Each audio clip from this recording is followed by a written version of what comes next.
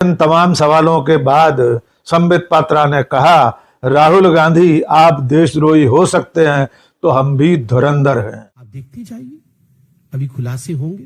आपको क्या लगता है ये मोदी जी की सरकार है?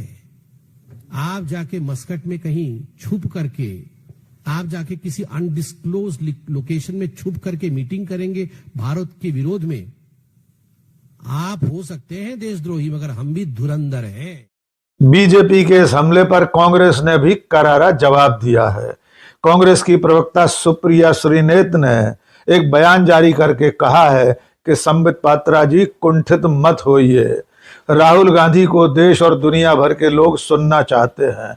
दुनिया की बड़ी बड़ी यूनिवर्सिटीज, बड़े बड़े इंस्टीट्यूट्स राहुल गांधी को बुलाते हैं, उनकी बातें सुनते हैं। वे प्रधानमंत्री नरेंद्र मोदी की तरह खी करने के लिए विदेश यात्राएं नहीं करते और इसके अलावा वे अडानी अंबानी को फायदा पहुंचाने का काम नहीं करते हैं। सुनने में आया आज बीजेपी के एक जोकर ने राहुल गांधी जी की विदेश यात्रा पर प्रेस कॉन्फ्रेंस करी। अच्छा, अरे भाई, राहुल गांधी जी को तो सब जानते हैं, वो दुनिया में चर्चित चेहरा है, दुनिया उनको सुनना चाहती है, किसी से छिपकर तो जाते नहीं है। और इसीलिए दुनिया के बड़ी बड़ी यूनिवर्सिटीज, दुनिया के बड़े इंस्टीट्यूशन, संस्थान उनको लेक्चर्स के लिए, व्याख्यान के लिए, वार्ता के लिए बुलाते रहते हैं, चर्चा के लिए आमंत्रित करते हैं। अब नरेंद्र मोदी को तो विदेश जाकर गलबैया करने से, पप्पी झप्पी करने से, ही की करने से फुर्सत नहीं है। अगर दुनिया की बड़ी यूनिवर्सिटीज या इंस्टीट्यूशंस नरेंद्र मोदी को इस लायक नहीं समझते कि उनको लेक्चर के लिए बुलाया जाए, आमंत्रित किया जाए, तो भाई इसमें हमारी क्या गलती है? और वैसे भी जब मोदी जी विदेश जाते हैं तो उनका एकमात्र लक्ष्य होता है अपने मित्र गौतम अडानी को उस देश में धंधा पानी दिलाना, डील कराना।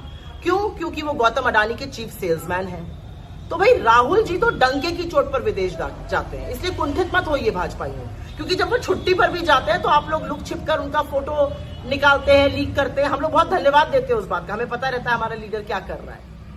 लेकिन असलियत इस बात की है कि राहुल गांधी जी पर अनर्गल आरोप लगाने से न यह सच्चाई छुपेगी कि नीट की परीक्षा रद्द हुई है, पेपर लीक में एक बार फिर से बीजेपी के नेताओं का हाथ है, बड़ी साजिश है।